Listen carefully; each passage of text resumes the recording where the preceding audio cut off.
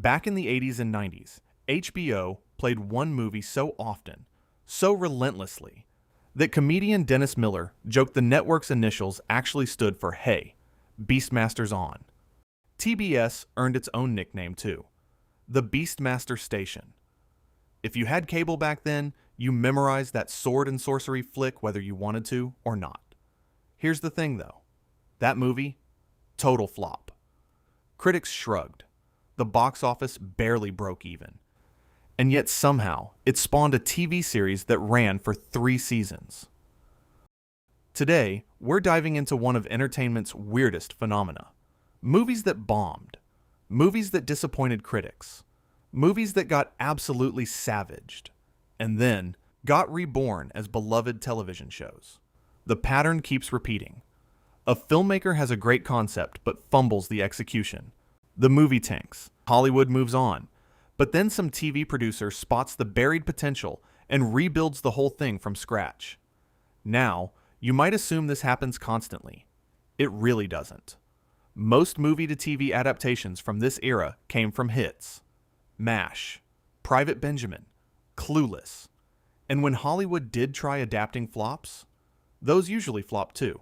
Working Girl, Uncle Buck, all dead within a single season back in 1990. What we're counting down today are the genuine exceptions. 9 cases where television didn't just improve on a failed movie. It created something that actually mattered. If you're enjoying this trip down memory lane, hit subscribe and drop a like. Really helps us out. Now let's get into it. 9 bad movies that became great TV shows. Number 9, The Paper Chase. This is a shroud, Mr. Hart. A burial garment for the dead. We're kicking things off with proof that even an Oscar-winning performance can't always save a movie from bombing. The 1973 film starred Timothy Bottoms as a first-year Harvard law student butting heads with the terrifying Professor Kingsfield, played by John Houseman. Houseman was so good, so perfectly intimidating, that he took home the Academy Award for Best Supporting Actor. The screenplay got nominated too. And with all that prestige behind it, the movie made just $1.85 million. That's a flop by any measure. Critics were lukewarm at best. One wrote that the film goes slowly soft, like a waxwork on a hot day. Ouch. But CBS saw something worth saving. In 1978, they convinced Houseman to bring Kingsfield back for a TV adaptation. Critics loved it. Voted it the best new drama of 1978. The problem? Nobody tuned in. CBS pulled the plug after 1 season. Now here's where it gets interesting. PBS picked up the reruns and kept the show alive in people's memories. Then Showtime, of all networks, revived it for 3 more seasons, running from 1983 to 1986. That made The Paper Chase the very first original hour-long drama produced for premium cable. It won Cable Ace Awards in 85 and 87. And that Showtime run? It actually helped prove that subscription cable could do serious original programming. This was way before The Sopranos made that concept mainstream. Number 8, Beastmaster. I can only win if I reunite my family. My father believes that. I won't betray his trust. All right, let's get back to that cable TV obsession I mentioned up top. Don Coscarelli directed this 1982 fantasy adventure with Mark Singer as Dar, a warrior who telepathically communicates with animals.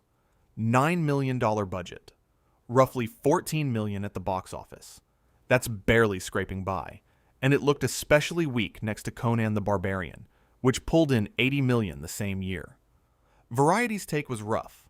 They wrote that when the film starts, you can't tell what's going on, and an hour in, you stop caring. Rotten Tomatoes has it sitting at 50% today, based on just 12 reviews. Then cable television got hold of it. HBO and TBS played the Beastmaster on what felt like an endless loop throughout the 80s and 90s. Constant. Unavoidable.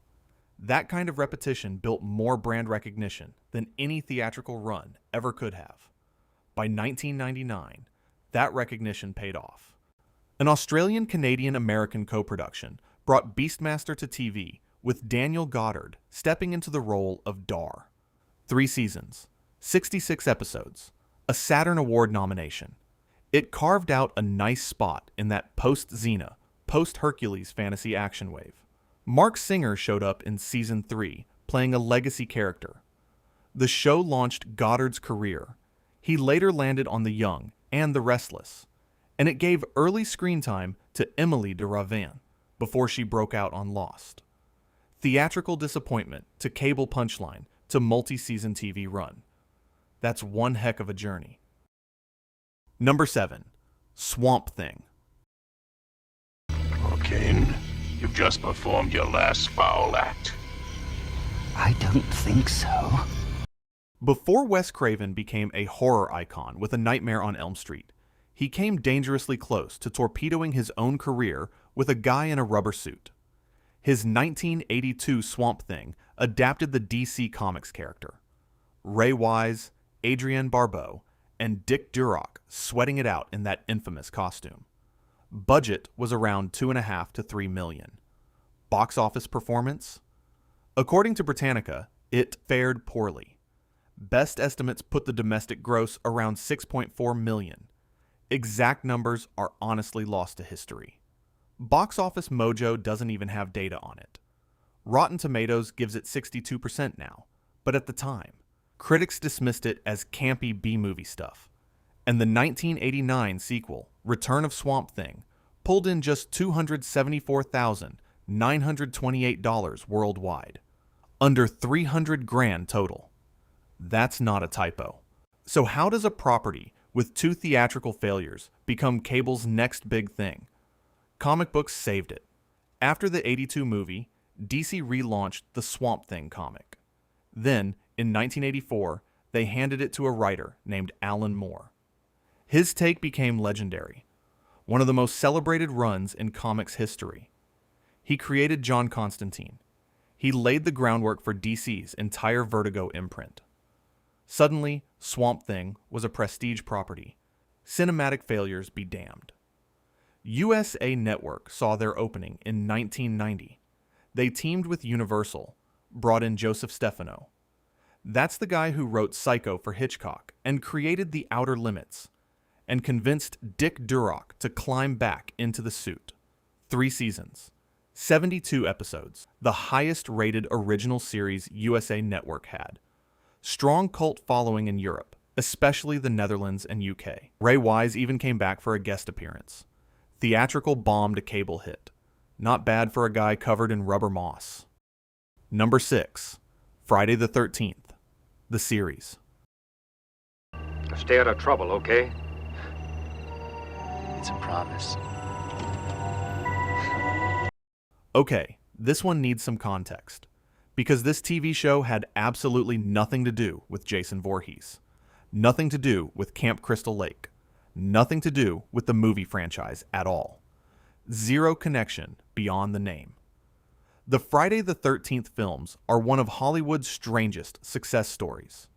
The 1980 original made nearly $60 million on a budget of about $600,000. Massive returns. But critics? They despised it. Metacritic score of 22 out of 100. Siskel and Ebert devoted an entire episode to trashing the franchise. Siskel actually published the studio chairman's home address, to telling viewers to write complaint letters. By 1987, the series had banked over $170 million, despite almost every entry getting labeled rotten. Profitable garbage. Everyone knew it. So when Frank Mancuso Jr., who'd produced the Friday films from Part 2 through Part 8, developed a TV series, he fought against using that toxic name. He ran focus groups proving the title would turn people off. He wanted to call it The 13th Hour. Paramount said no. The brand recognition was too valuable for syndication. The show that resulted followed 2 cousins inheriting an antique store. Turns out their late uncle sold cursed objects after making a deal with the devil. Now they have to track down every dangerous item he ever sold. Think the X-Files before the X-Files existed. The only nod to the movies? The uncle's name was Louis Vendredi. That's French for Friday. 3 seasons, 72 episodes. Number 2 in syndicated ratings, trailing only Star Trek: The Next Generation. David Cronenberg directed an episode. Young Sarah Polley guest starred. The show pushed boundaries for television horror and is now recognized as a direct precursor to The X-Files, which premiered 3 years after it ended. Sometimes the smartest way to adapt a bad movie is to ignore it completely. Number 5. Godzilla, the series. 1998. Roland Emmerich delivers one of the most hyped blockbusters of the decade, and one of its most spectacular critical failures. Let's run the numbers. Production budget between 130 and 150 million. Another 80 million in marketing. Worldwide gross of 379 million. Sounds like a win, right? Not quite. Domestic returns hit only 136 million. Wall Street analysts said Sony needed 240 million domestic for real success. The studio expected a $100 million opening weekend. They got 44. Week 2 dropped 59%. The planned sequel trilogy? Canceled. Rotten Tomatoes, 20%. Metacritic, 32. Razzie Awards for Worst Supporting Actress and Worst Remake. But the real humiliation came from Japan. Kenpachiro Satsuma, who'd worn the Godzilla suit in the Japanese films, walked out of a screening. His verdict: it's not Godzilla. It doesn't have his spirit. When TriStar's rights expired, Toho, the studio that created Godzilla, officially renamed the American creature Zilla. Why? A publicist explained they'd taken the god out of Godzilla. And in 2004's Godzilla, Final Wars, the real Godzilla obliterates Zilla in 13 seconds flat. Shortest fight in franchise history. That's how much Japan hated this movie. So how do you salvage something that rejected? 4 months after the film tanked, Godzilla, the series hit Fox Kids, and it systematically fixed every complaint fans had about the movie. This animated Godzilla breathed green atomic fire. Not that weak power breath from the film. He battled other giant monsters weakly, honoring the classic Toho formula. Conventional weapons couldn't take him down. He roared with that iconic Japanese sound. The human characters actually had personalities. 2 seasons, 40 episodes. IMDb rating of 6.8 versus the film's 5.5. Fansite Gojopedia noted the animated version earned respect from people who'd hated the movie. Bloody Disgusting called it the best thing to come out of the 1998 remake. It got canceled not because of quality issues, but because Pokemon and Digimon devoured Fox Kids' schedule. Plus, retailers refused to stock new merchandise, while mountains of unsold 1998 movie toys still clogged their warehouses. Number 4. Alien Nation. Casanova's a criminal. It's not my problem that he gets juiced up on his alien aphrodisiac and misses his wedding night hump. Sometimes a TV show exists because one producer noticed a single shot in an otherwise forgettable movie. Graham Baker's 1988 Alien Nation paired James Caan and Mandy Patinkin as mismatched cops. One human, one alien newcomer, investigating a drug ring in a near-future LA where 300,000 extraterrestrial refugees have settled. $16 million budget, $32 million worldwide. Modest profit at best. It ranked just 43rd for the year. Rotten Tomatoes, 52%. Metacritic, 45. Roger Ebert called it simply a failure of imagination. The consensus? Great premise, generic buddy cop execution. When Fox's television president asked Kenneth Johnson to develop a series, Johnson flat out refused. This is the guy behind V, The Incredible Hulk, and The Bionic Woman. He wanted nothing to do with it. He wouldn't even watch the movie. Finally did it as a personal favor. His reaction? Miami Vice with Coneheads. But then he caught one shot. Mandy Patinkin's character waving goodbye to his alien wife and kids standing on a suburban porch. Johnson described it like a bell going off in his head. Wait a minute. Who are they? What's it actually like being the newest minority off the bus? Fox wanted weekly sci-fi Lethal Weapon. Johnson pitched something closer to In the Heat of the Night, exploring immigration, prejudice, cultural identity. Fox hesitantly agreed. Gary Graham and Eric Pierpoint led the cast through 22 episodes, but the show built something the movie never attempted. An elaborate alien culture with male pregnancy, unique religious customs, vulnerability to salt water, a traumatic slavery backstory. It tackled racism, gay rights, immigration with real specificity. Fox actually liked it, canceled it anyway. Not for ratings, but because the network axed all its dramas during a financial crunch. Fan demand brought 5 TV movies between 1994 and 1997 to wrap up the cliffhanger. TV Guide put it on their 60 shows canceled too soon list. Entertainment Weekly ranked it among the 20 greatest science fiction shows. All because one producer noticed a family standing on a porch. Number 3. Stargate SG-1. What's going on? We're pretty sure this Asgard over here kidnapped you and attempted to replace you with a clone. This one's a bit different. The movie actually made money, but critics, they couldn't stand it. Roland Emmerich and Dean Devlin's 1994 Stargate sent Kurt Russell and James Spader through an ancient portal to another world. It pulled in $196.6 million worldwide on a $55 million budget. Clear profit. But Rotten Tomatoes hovers between 48 and 53%.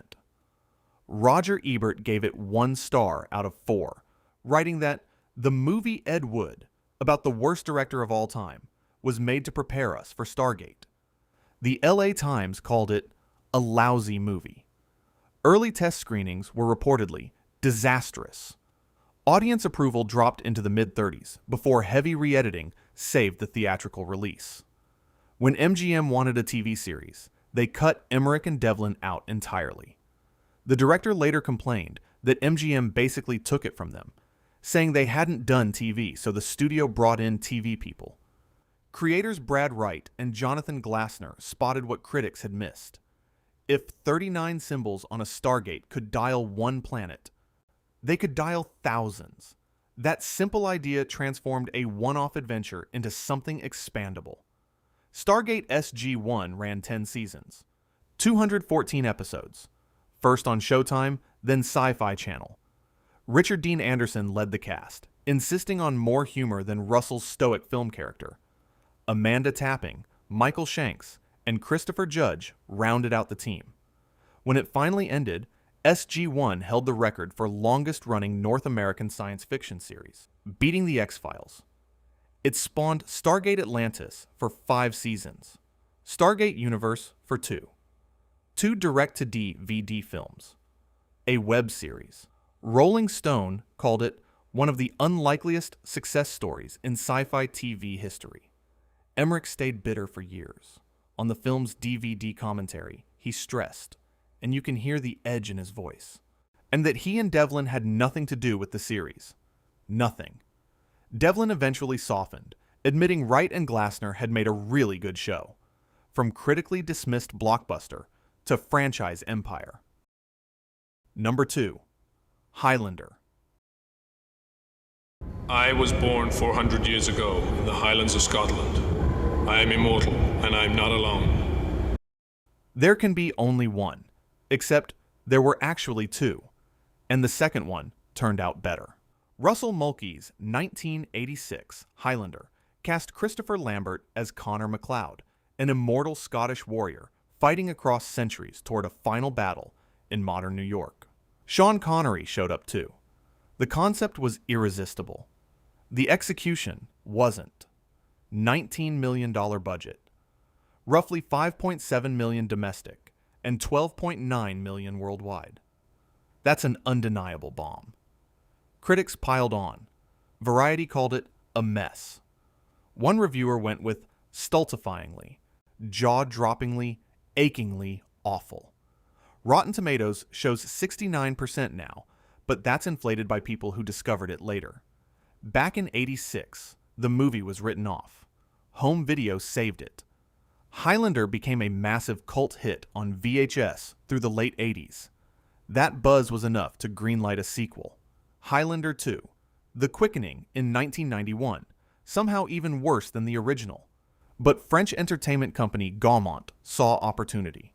They connected with the franchise through Lambert at the 1991 Cannes Film Festival. Their insight? Immortal warriors fighting across centuries practically demands episodic storytelling. Highlander. The series premiered in first-run syndication on October 3, 1992. Adrian Paul starred as Duncan MacLeod, Connor's Klansman, not a replacement. Lambert appeared in the pilot to hand off the torch. He got $500,000 for 3 days of work after initially being offered just $50,000. 6 seasons, 119 episodes, 4.3 million weekly viewers, more than 90 countries. True international co-production, shooting alternately in Vancouver and Paris, giving it cinematic scope unusual for syndicated TV. The show's structure was clever.